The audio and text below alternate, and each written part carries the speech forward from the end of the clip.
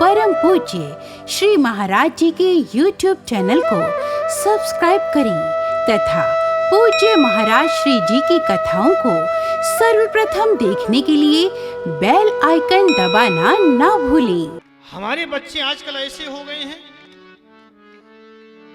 कि आज बच्चे अपने से बड़े माता पिता को ही प्रणाम नहीं करना चाहते। क्यों नहीं करना चाहते? क्योंकि हमने संस्कार उनको अच्छे नहीं दिए। आज हर माता पिता एक ही बात कहता है कि ऐसी संतान से तो हम बिना संतान के ही अच्छे होते।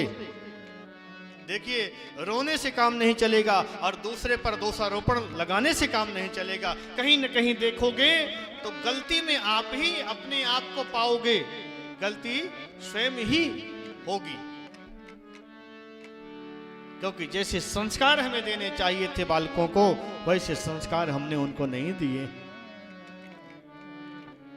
बचपन से हमने उनको संस्कार नहीं दिए।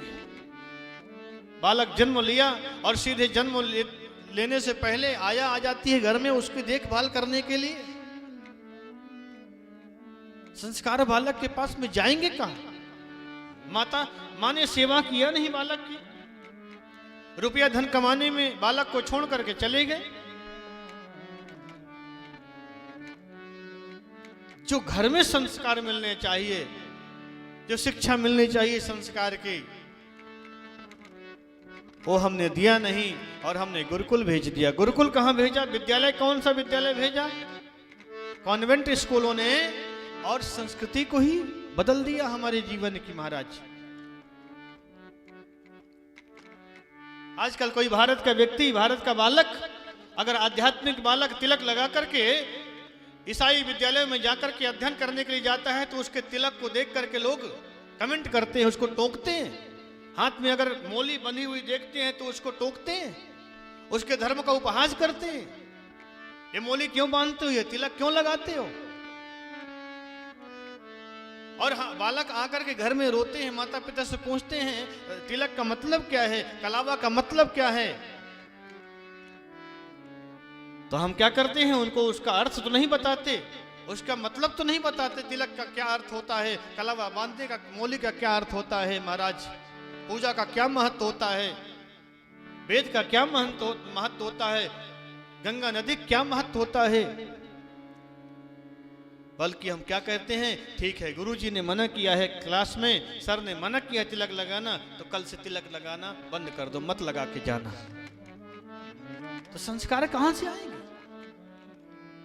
और हमारे नवयुवक आगे आने वाली पीढ़ी की माइंड को ऐसे डाइवर्ट कर देते हैं, ऐसे डाइवर्ट कर देते हैं महाराज, कि बालक अपने धर्म के विषय में कैसे जान पाएगा।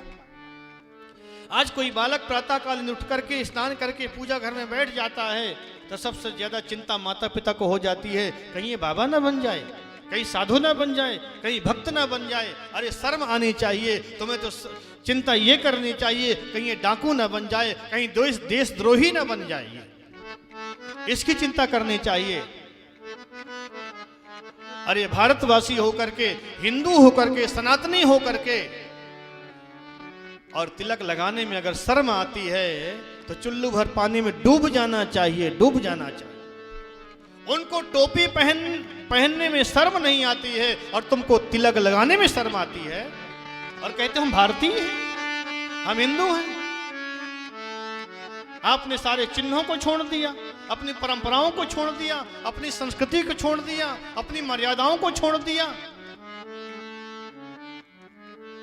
कहते हो भारतीय हैं, हिंदू हैं, एक टाइम परमात्मा के पास में बैठने का तुम्हें समय नहीं है। और वो 3-3 बार 4-4 बार बैठ करके नमाज अदा करते हैं? और तुम्हें तिलक लगाने में, मोली बांधने में, कलावा बांधने में तुम्हें शर्म आती है।